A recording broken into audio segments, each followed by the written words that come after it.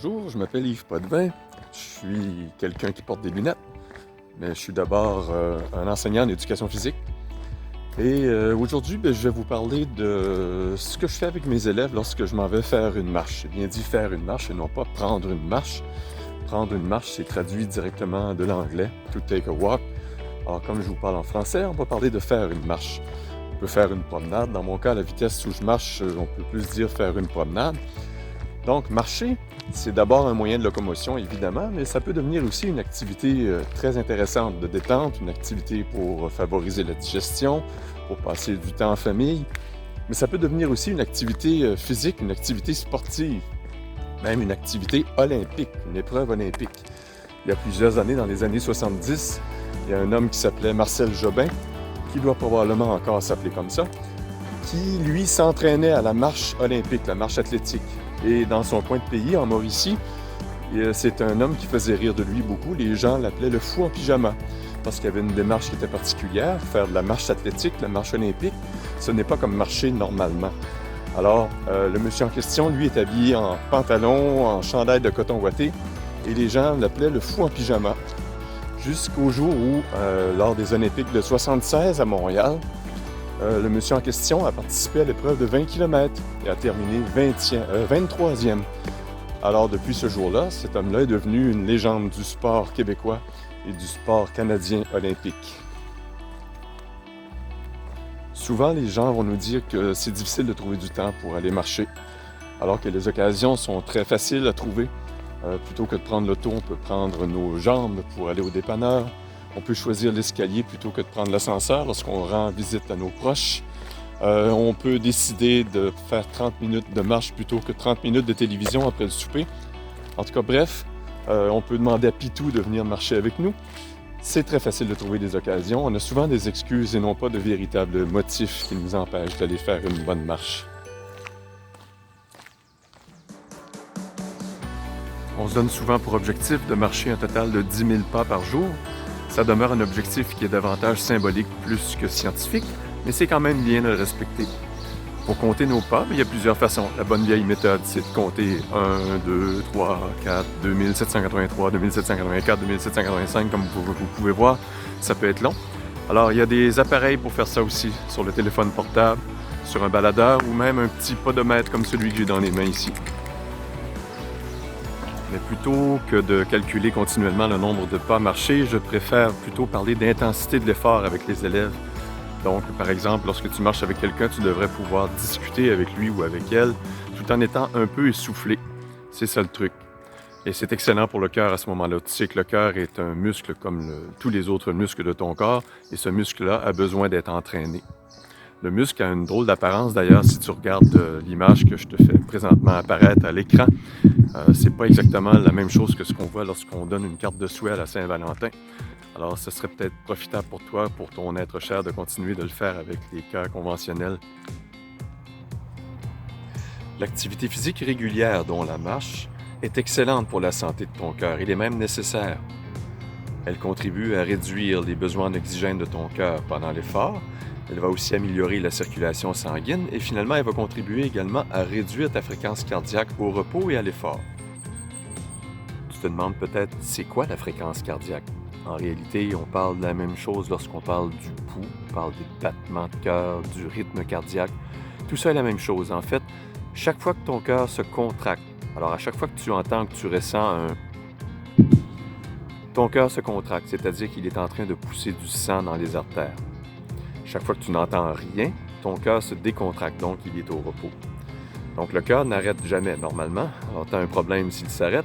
Alors le cœur va continuellement battre et va pousser ainsi de suite du sang un peu partout dans ton corps sans arrêt. Alors tu te poses probablement la question suivante. Qui veut dire en réalité, à quoi ça sert de prendre son pouls?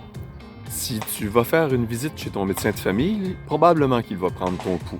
Simplement pour vérifier si ton cœur bat suffisamment fort, pour savoir s'il bat suffisamment rapidement ou trop rapidement, et vérifier aussi s'il bat régulièrement, donc avoir un rythme de croisière constant. Pour un sportif, c'est différent. Pour une personne qui s'entraîne, prendre son pouls va être important pour vérifier finalement l'intensité de son effort, pour savoir si elle s'entraîne trop, si la personne s'entraîne trop ou pas suffisamment. Il y a plusieurs endroits où on peut ressentir le pouls. Personnellement, il y a 3 endroits en particulier que je présente à mes élèves chaque année. Il y a le pouls radial, c'est-à-dire au poignet vis-à-vis du radius. Donc, tu descends à partir du pouce, comme ça ici. Là, tu vas suivre jusqu'au tendon qui est au poignet. Et juste à l'intérieur, comme ça, du poignet, tu vas placer tes 2 doigts et tu vas sentir ton pouls. Il y a aussi le pouls carotidien, c'est-à-dire vis-à-vis de la pomme d'Adam.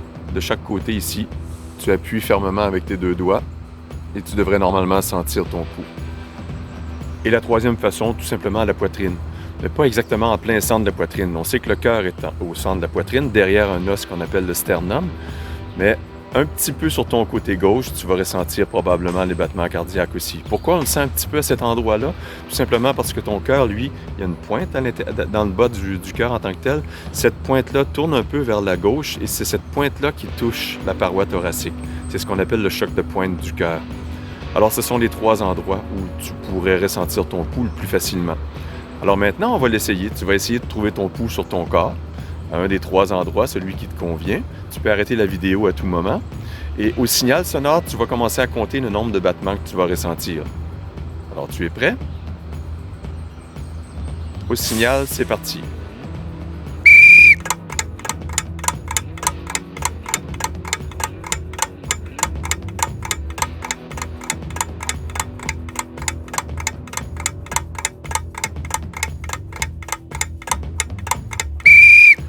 Bon, maintenant, le résultat que tu viens d'obtenir, tu vas le multiplier par 4.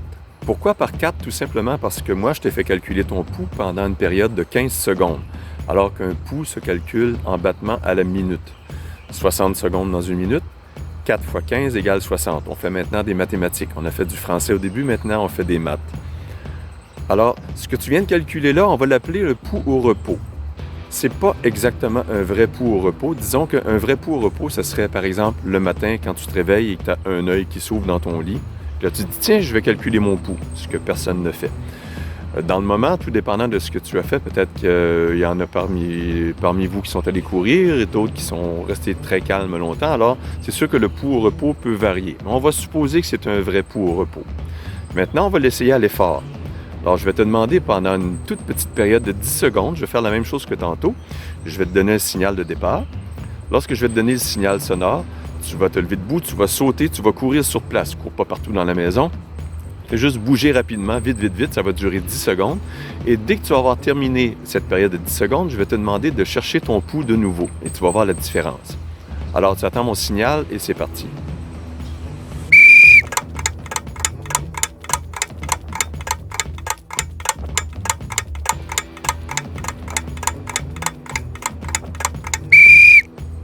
Maintenant, cherche ton pouls tout de suite, à l'un des 3 endroits qu'on a vus. Au prochain signal, tu calcules ton pouls de nouveau. Tu es prêt?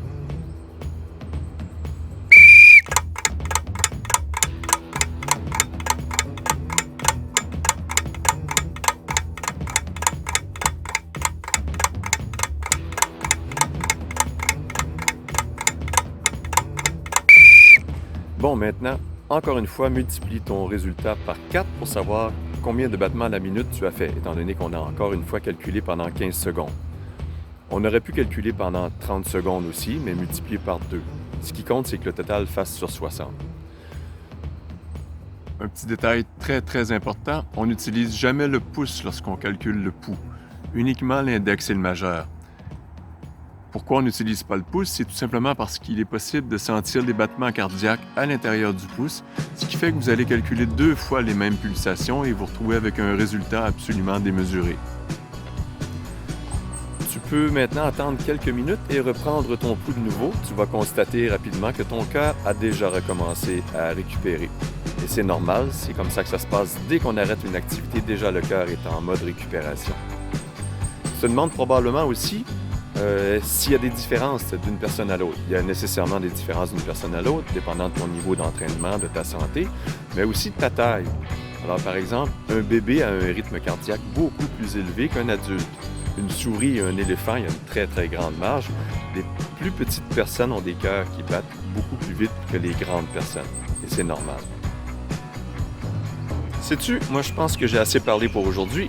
C'est maintenant à ton tour d'aller marcher, tout simplement. Tu peux y aller plusieurs fois par semaine si tu veux. Tous les jours, il n'y a aucun problème. C'est excellent pour la santé.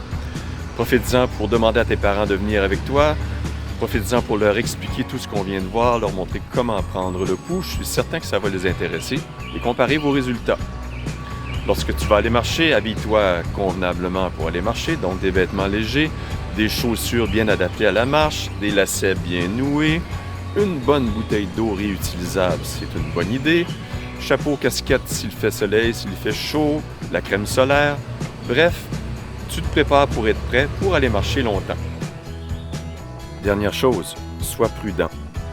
Alors lorsque tu marches sur la rue, toujours sur le trottoir, sinon, on marche du côté gauche de la rue pour être en mesure de voir les automobilistes ou les cyclistes qui s'en viennent en sens inverse.